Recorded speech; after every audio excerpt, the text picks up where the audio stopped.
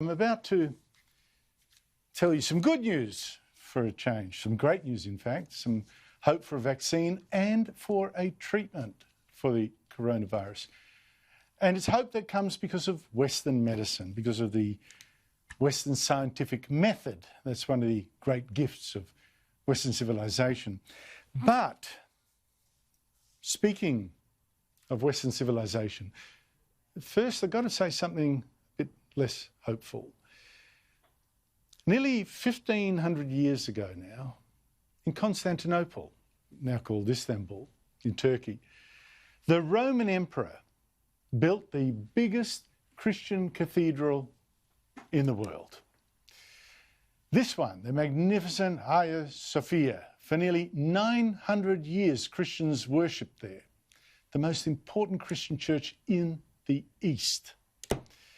But then, nearly 600 years ago, the Ottoman Turks came, Muslims. They invaded, they conquered Istanbul, overthrew the Roman Empire in the East and turned Hagia Sophia into a mosque. And a mosque it stayed until 1934, when the great Mustafa Kemal Atatürk, the hero of Gallipoli, Turkey's first president, said Hagia Sophia would become a museum open to all, because Atatürk wanted Turkey to turn to the West, not to Islam. So from a mosque, it went back to, well, at least the museum. Last week, that changed. Turkey, under its authoritarian President Erdogan, a Muslim hardliner, will now make Hagia Sophia a mosque again. The issue of deciding the purpose of Hagia Sophia is about the sovereign rights of Turkey. Opening Hagia Sophia to prayers with a new regulation is just about Turkey exercising its sovereign rights. No one knows what will now happen with the Christian images inside, the beautiful mosaics, because Muslims can't pray in a building that shows them. And last time they had to be covered up with plaster.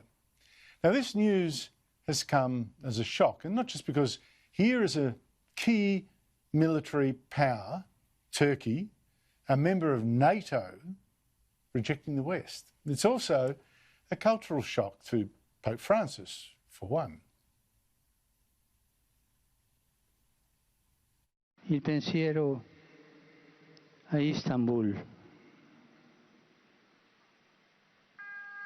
Penso Santa Sofia e sono molto addolorato. Now you may say, hey, what's the big fuss? It's just one church in a mostly Muslim country. But the fall of Hagia Sophia, Santa Sofia, is much more symbolic. Certainly Muslim hardliners, including the huge Turkish diaspora in Europe and around the world, will think so. And Western civilization, for us now, everywhere, seems under attack. And it's worse now because it's under attack from within, from people who no longer seem to even understand what it is they're not defending or giving away or undermining or attacking, and they don't want to fight to defend it. Its history is trashed, its flags are burned, even on our streets. Its statues are destroyed or defaced, so that police in Sydney even needed to defend one put up to honour James Cook, the great explorer and man of science. And the silence of our politicians in the face of these attacks, the fear of defending their own civilisation and its values, is quite ominous. Instead, in Victoria on the weekend, the Labor government appealed to people identifying as Aboriginal to step forward and tell us how bad this Western society was. It said we owe it to Aboriginal Victorians to be frank and honest about the injustices they have faced. And even the whiteness of the West is now attacked. I guess it's symbolic or something, but anyway, to be white is to be racist, even when you're absolutely sure you're not. Says the author, at least, of a book called White Fragility, a runaway bestseller in the United States. I think white people should remove that phrase from their vocabulary. I'm not racist. It's not, trust me, it's not convincing to black people.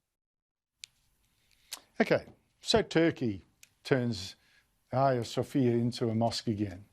But in Australia, the church is just as much under attack. Victoria Police even charged Cardinal Pell an astonishing 26 times for child sexual abuse against 9 alleged victims. Every one of those 26 charges so weak, so impossible that they collapsed or were overturned. But not before this scapegoat spent more than a year in jail for crimes he could not have committed. And here's the tragedy. And I speak as an agnostic, not as a Christian. Christianity, the dominant and foundational faith of the West, of this Western civilization that we all enjoy, gave us all so much. Like human rights, because Christianity teaches that every single life has worth. And science. Science is very much a Western thing, because Christianity also teaches that there's a logic to this world. As Einstein said, God does not play dice with the universe. I know he was Jewish, but it applies to Christianity. Study and you will find cause and effect, the laws of science, the science that has given us Western medicine, maybe now a vaccine. And people take all this for granted. Like the society, it'll be easy to replace. But with what? Where has there been better? Be careful. Protect what we have.